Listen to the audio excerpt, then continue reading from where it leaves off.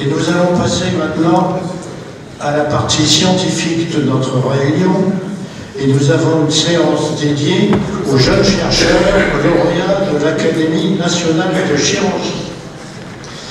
Et nous avons aujourd'hui le plaisir et l'honneur d'avoir à la fois le vice-président et le président actuel de l'Académie nationale de chirurgie parmi nous, et 4 lauréats de l'Académie nationale de chirurgie. Et la séance va être introduite et expliquée par Michel Huguier, que j'appelle maintenant à la tribune.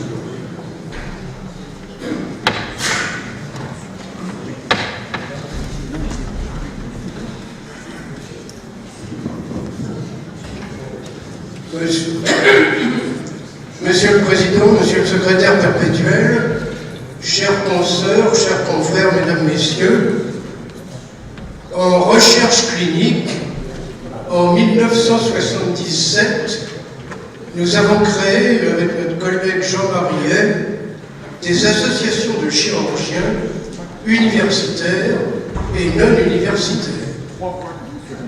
Le but principal était de mener à bien des essais randomisés.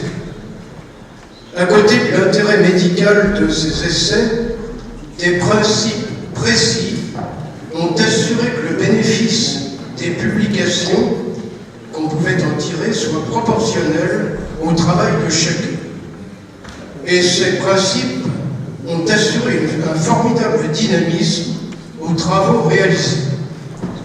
Et je vais citer à titre d'exemple les premiers essais randomisés mondiaux dans les cancers de l'antre gastrique, de la comparaison de la gastrectomie totale et subtotale dans les exérèses chirurgicales, dans les métastases hépatiques des cancers colorectaux, la chimiothérapie intra-artérielle par pompe implantable, ou encore l'hormonothérapie dans le cancer du pancréas dans un travail sur 160 malades. À côté de cette recherche clinique, pour sensibiliser les jeunes chirurgiens à la recherche plus fondamentale, nous avons créé en 1986 un diplôme d'études approfondies de sciences chirurgicales. Ce diplôme national, à côté d'une formation théorique, reposait surtout sur un travail de recherche à temps plein pendant 1 an dans un laboratoire français ou étranger.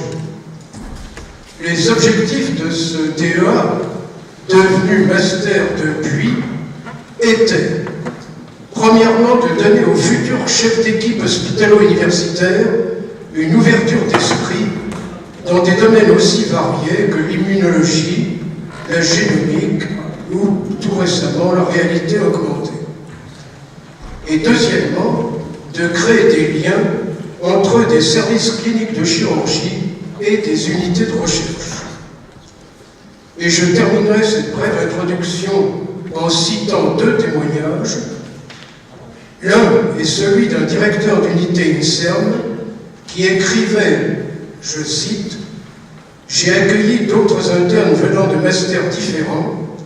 J'ai donc la possibilité de comparer les étudiants de même niveau universitaire et sans aucun doute, l'étudiant de votre master de sciences chirurgicales était le meilleur d'entre eux. » Et l'autre témoignage est celui d'une interne en chirurgie qui disait, au terme de son master, « Au-delà de l'acquisition des techniques microchirurgicales, le master m'a appris à développer la rigueur du raisonnement scientifique tout en gardant l'enthousiasme pour la recherche. » Aussi, je voudrais remercier tous ceux qui ont contribué à la bonne marche et au développement de ce master qui a toujours été réhabilité depuis plus de 30 ans.